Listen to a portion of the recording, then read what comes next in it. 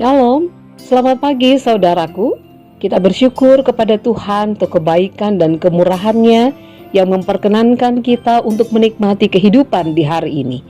Untuk berbagai berkat cinta kasih yang kita alami, bahkan kesempatan untuk menyatakan cinta kasih Allah di tengah-tengah kehidupan ini, bahkan kesempatan untuk nikmati atau mengalami pertambahan usia baik kelahiran maupun perkawinan. Kami mengucapkan selamat hari ulang tahun teristimewa untuk anak Clarissa Stefani Binalai, untuk Ibu Wening Cahyani, Ibu Martin Neda, anak Yohan An Setianto Putra.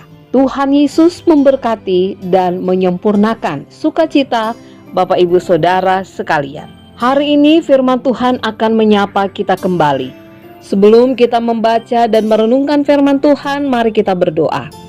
Tuhan Yesus yang mengasihi kami mengucap syukur untuk kemurahan-Mu, perkenan-Mu yang membuat kami bisa membaca dan merenungkan firman Tuhan. Urapi kami dengan Roh Kudus-Mu ya Allah, sehingga kami dimampukan untuk dapat mengerti, memahami, dan di dalam pertolongan Tuhan kami juga bisa menjadi pelaku firman yang setia. Di dalam nama Tuhan Yesus kami berdoa. Amin. Pembacaan Alkitab kita pada saat ini terambil dari kitab Esra pasalnya yang ke-8 ayatnya yang ke-15 hingga ayatnya yang ke-20 yang menyatakan, Aku menghimpunkan mereka dekat sungai yang mengalir ke Ahawa, dan di sana kami berkemah 3 hari lamanya. Ketika aku selidiki mereka, ternyata ada orang-orang Israel awam dan imam-imam, tetapi tidak kudapati di antara mereka orang-orang dari Bani Lewi. Sebab itu aku mengirim Eliezer, Ariel, Semaya, Elnatan, Yarib, Elnatan, Natan, Sakaria, Mesulam, yakni kepala-kepala kaum keluarga, dan Yoyarib dan Elnatan, yakni pengajar-pengajar, dengan suatu pesan untuk Ido, kepala setempat di Kasifia. Aku menaruh perkataan-perkataan ke dalam mulut mereka untuk dikatakan kepada Ido dan saudara-saudaranya, para budak di bait Allah di Kasifia itu, supaya mereka mendatangkan kepada kami orang-orang yang harus menyelenggarakan kebaktian di rumah Allah kami.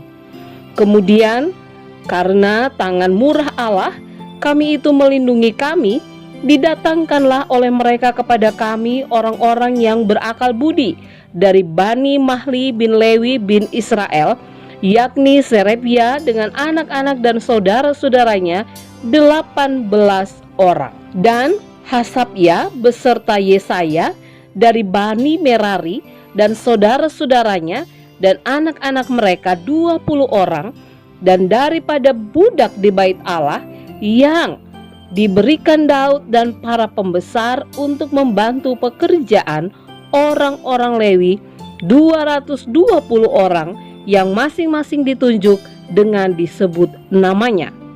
Demikianlah pembacaan Alkitab. Dalam proses perjalanan menuju ke Yerusalem, Esra bergumul untuk mencari bantuan. Bantuan ini bukan berupa emas, perak, atau uang, tapi bantuan ini berupa orang-orang yang bersedia untuk menyelenggarakan kebaktian di rumah Allah. Pada akhirnya pergumulan Esra akhirnya terjawab. Ada orang-orang yang didatangkan untuk menjadi bagian dalam penyelenggaraan kebaktian di rumah Allah ini.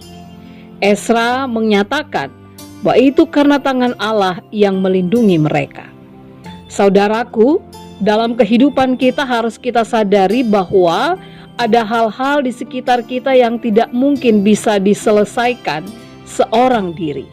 Kita membutuhkan orang lain untuk menjadi bagian dalam pekerjaan-pekerjaan yang tidak bisa kita lakukan.